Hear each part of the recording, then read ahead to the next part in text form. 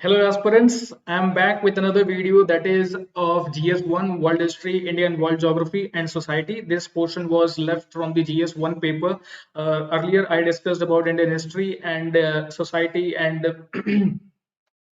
the other part of the GS1. So in this video, I will be discussing, as I already told you in the first video itself, that these all sections that we are taking up is actually for those students who would like to know how the answer writing should be. Say, for example, if we are putting out two questions for world history, two questions for India and world geography, these questions, the answer to these questions are actually showing you how the answer should be. And when you are writing these answers, you must have something in your mind regarding that introduction, body, or conclusion. What you need to include in the introduction, body, or discussion. That is the conclusion. That is the main thing that we are trying to convey through these videos, and it will be immensely helpful for you if you are going to write the mains examination. So definitely, it will be in a very short time period give you a crux of how the answers will be or should be, or how you are going to write in the mains exam. So this is what we are trying to do, and we will do this through these all these videos, 120 plus mains discussion, the plan that we have started.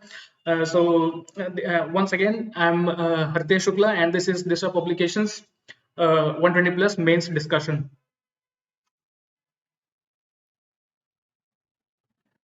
So I will start with the first question that is of Indian geography. Let me start with the pen here.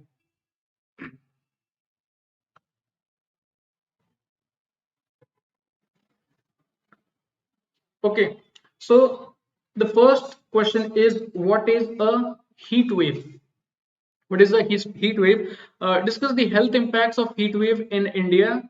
Analyze the reasons behind high incidence of mortality rates due to heat wave in India. So, if you are in northern India, most probably you would be knowing about the heat wave. Even the southern Indians living in the southern part of the India is definitely know about the heat wave. But as soon as heat wave occur during the month of June, July, or even September in many areas of the northern part of India, you would listen about the news of heat wave. So we will have to, you will be very much knowing about the fact of heat wave, but there are health impacts to heat wave. Those are some things that has to be written here, whereas you'll have to analyze the reasons behind high incidence of mortality rates due to heat wave. So what has to be done is, there are numerous number of mortality rates happening because of heat wave in India. So what we are going to do is, we will put the reasons for those heat wave. We are going to discuss the health impacts. What are the health impacts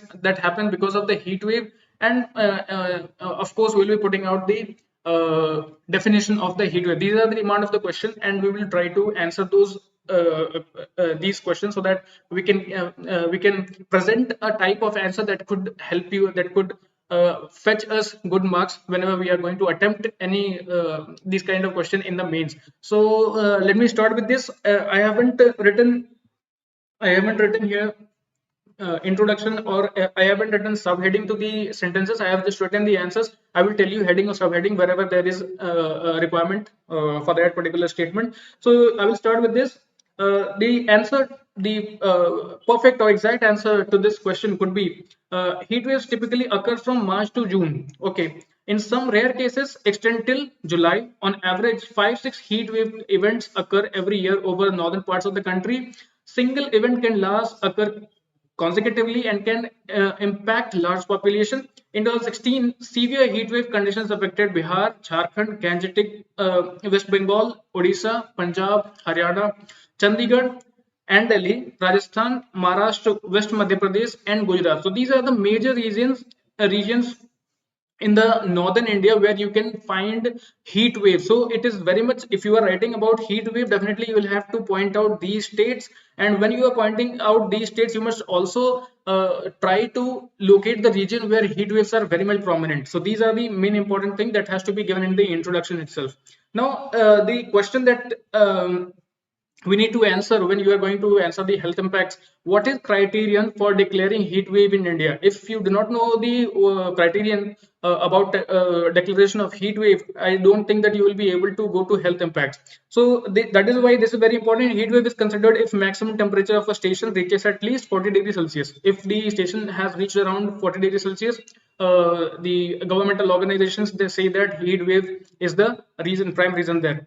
Based on departure from normal heat wave, departure from normal is 4.50 degrees Celsius to 6.40 degrees Celsius, whereas severe heat wave is departure from normal, which is greater than 6.40 degrees Celsius. So this is the main criteria that on the basis of which heat waves are declared in India. When you get to know that these are the severe heat wave, whereas the normal heat wave, when you know information about these things, then only you will be able to locate, and then only you will be able to give the data on what is the exact rates at those particular points. These are the main thing that has to be presented in an answer. Now, what determines health impact because of heat wave? The scale and nature of health impacts of heat depend on the timing, intensity, and duration of temperature event. So, the first thing was timing, the other intensity, and duration of temperature event.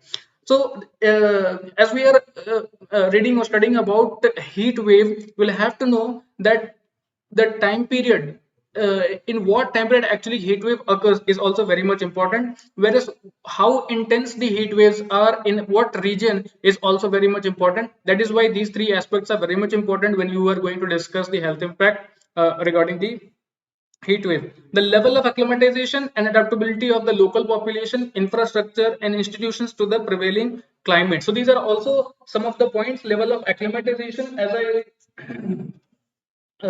as I would explain it to you, acclimatization means the process of becoming accustomed to new climate or new conditions. So this particular part is for those people who are not accustomed to a particular kind of weather or climate.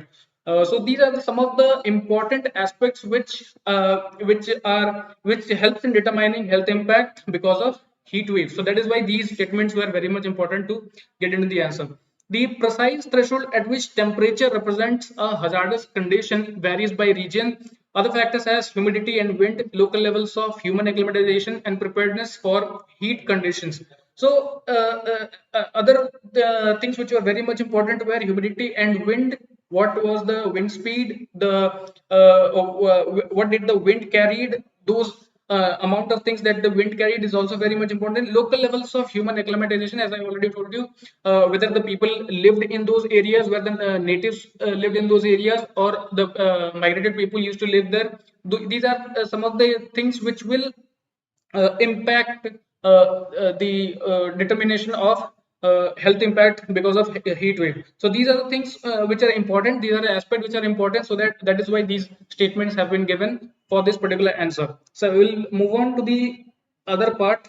Some key health impacts of heat. So this was also the question that what would be the health impact because of the heat wave. Now, the first thing will be rapid rise in heat gain due to exposure to hotter than average conditions compromises the body's ability to regulate temperature and can result in a cascade of illness, including heat cramps, heat exhaustion, heat stroke, and hypothermia.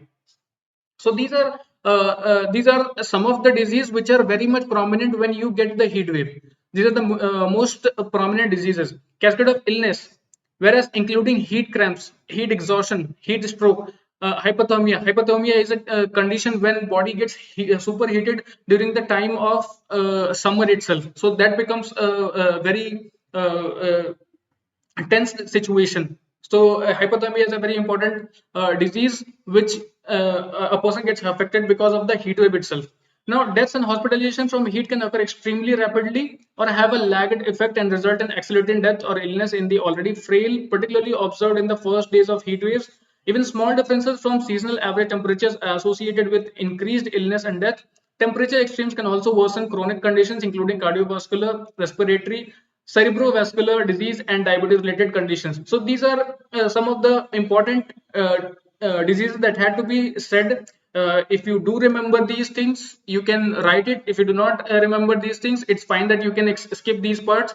But the main thing that you need to explain would be what kind of illness do they have during the heat wave, and those are cascade of illness, including heat cramps, heat exhaustion, heat stroke. These are some of the diseases which are very much important when you are entailing about the health impacts of heat wave. Okay, so in the conclusion part, the negative health impact of heat are predictable and largely preventable with specific public health actions. Exposure to excessive heat has wide-ranging physiological impacts for all humans, often amplifying existing conditions, resulting in premature death and disability. So the main thing about the heat waves are that it can also go to very extreme for the human conditions, and it can also cause death. That is why it becomes very dangerous. That is why heat waves or condition related to heat waves, to study them is very much important. And heat wave is also a very prevalent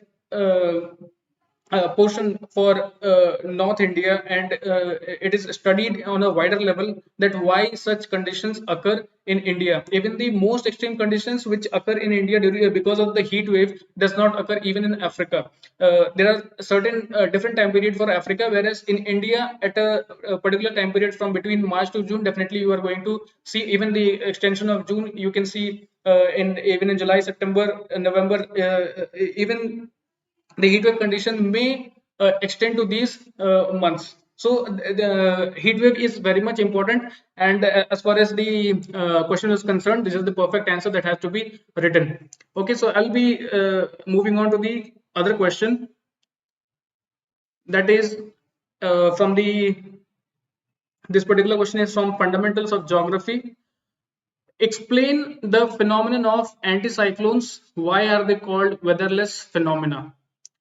So you would be very much familiar about the cyclones, because many a times you would see that a certain kind of cyclone has hit the eastern part of India. A certain kind of cyclone has hit the western part of India. So it is quite current in nature. You will see that a certain cyclone has shifted here and there. So continuously around the month of June to July to August, you will definitely see that a certain kind of cyclone is somewhere in the western or eastern side. So it's always in news. So that is why you would be knowing about the cyclones. But what are anticyclones? Because many a times we don't see it, because anticyclones are some of the some of the nature's uh, uh, uh, nature's wrath, I would say, the nature's wrath, that they do not occur in the regions where we live, in the tropical regions, but they can occur in the northern part of around temperate, and even below the temperate region. So these occur in those regions. That is why we may not be knowing about it. We may not be seeing this in the news also. So I will be explaining about the anticyclones and why exactly they are called as weatherless phenomena. For as I already told you that I haven't written headings for this answer, because I do not want the answer statement to be under something. So you are free to use your own headings according to the answer presentation. Now let's start with the introduction part. That is, anticyclones are high pressure systems and more common in the subtropical high pressure belts, but are practically absent in the equatorial region. They are generally associated with rainy, fair weather. This is why anticyclones are called weatherless phenomena. So in the first introduction part only, we have cleared that why is it called weatherless phenomena. That is because anticyclones do not form any kind of weather, whereas cyclone may cause weather, or there are different kinds of cyclones, and because of there are different consequences to those. Now how the anticyclones are characterized: they are usually circular in shape, but sometimes they also assume V shape. There is maximum air pressure at the center and decreases outward.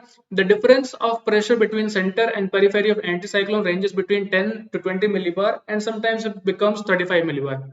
They are much larger in size and area than temperate cyclones, as their diameter is 75% larger than that of the latter. Though anticyclones follow cyclones, but their track is highly variable and unpredictable. They move very sluggishly and sometimes they become stationary over a particular place for a few days. The average velocity of anticyclone is 30 to 50 kilometer per hour.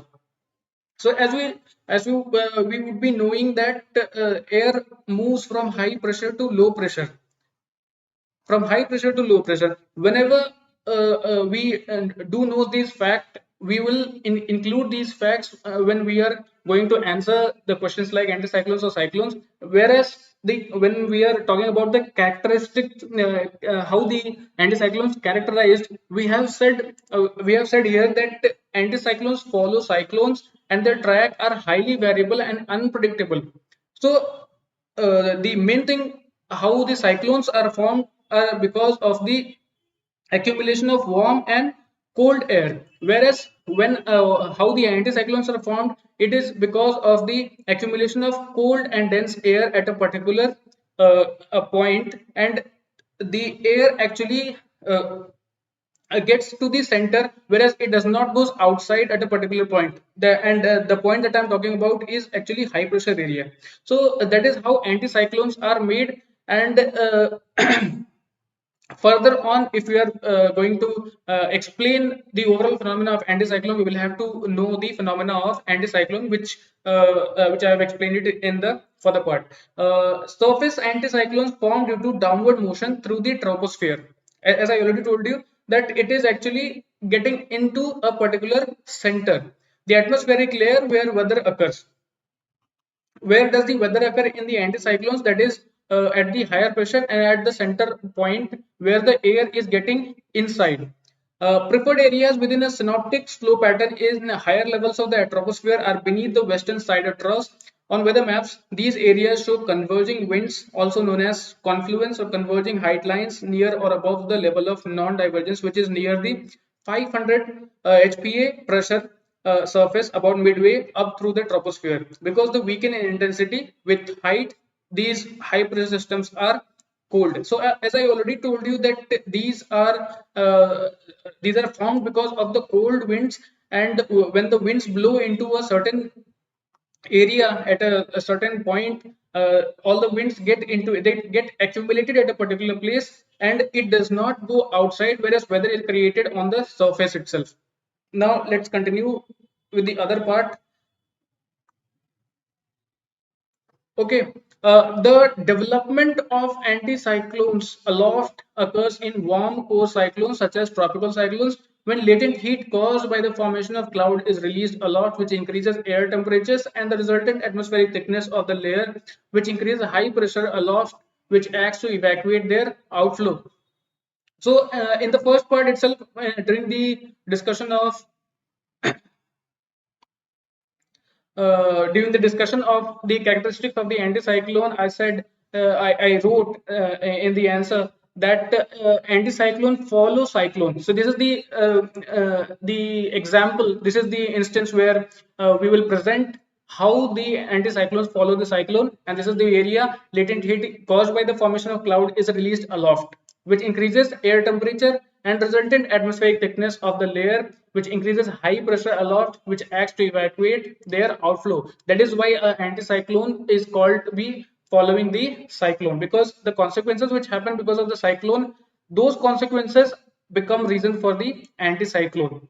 All right, so this is a very short statement. You can just reframe it whenever you are writing it, but these are the short statements which will not be longer, which will not break the 250 word limit, and it will also be fetching you better marks in the mains.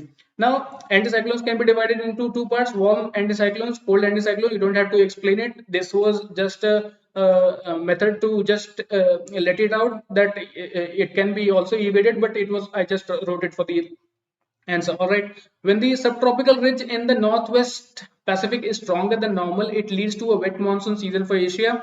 The subtropical ridge position is linked to how far northward monsoon moisture and thunderstorms extend to the United States region. So this portion was not asked in the answer, but if you are going to conclude an answer, you will need to just explain that what will be the consequences of the occurrences of anticyclone, and if you could relate it with the other aspects of a climate at a particular region, that will also be marks gainer, I would say, but it can easily be evaded. So you should keep that in mind. uh, Now, what could be the conclusion to such a statement? Anticyclones are originated due to the descent of either polar cold air mass or warm tropical air mass. It is thus obvious that cold anticyclones are associated with extremely low temperature and they cause cold waves during winter season. But when they come in summer season, weather becomes pleasant. So, as I already told you, that anticyclones occur because of the cold air masses. And where does these cold air mass come from? They come from polar areas, and also it could happen in the tropical region or above the tropical region, but this happens in the summer season where pleasant weather is formed because of anticyclone. This is the conclusion for this particular question. And if you are wanting to present it better, I would say that you can just draw a little bit of diagram where you can explain that how airs are coming into a particular position and where the weather you need to point out where what has happened. You need to point that weather comes in, whereas I'm sorry, wind comes in, whereas this is the particular place which could be called as high pressure, and this particular area is the area where weather gets formed. And when these things happen, this is the place where moisture happened, and moisture sucks the surrounding areas wind, and it becomes quite pleasant there. So this is the complete occurrence of the anticyclone, and you can draw it and present it in a better manner. But I would say that always write the things that you want to explain. Say for example, you need to make arrows here, and you need to write that this is air or this is wind that is blowing in. All right, you need to explain that. Then again, you need to explain that this is the high pressure, whereas weather is being formed. You need to write it separately, that weather is being formed at this particular juncture. And when you are stating these arrows, you need to also explain that these are the air which are getting sucked because of the moisture present at the high pressure. So these are the some of the small things that you can present while you are writing your answer. All right.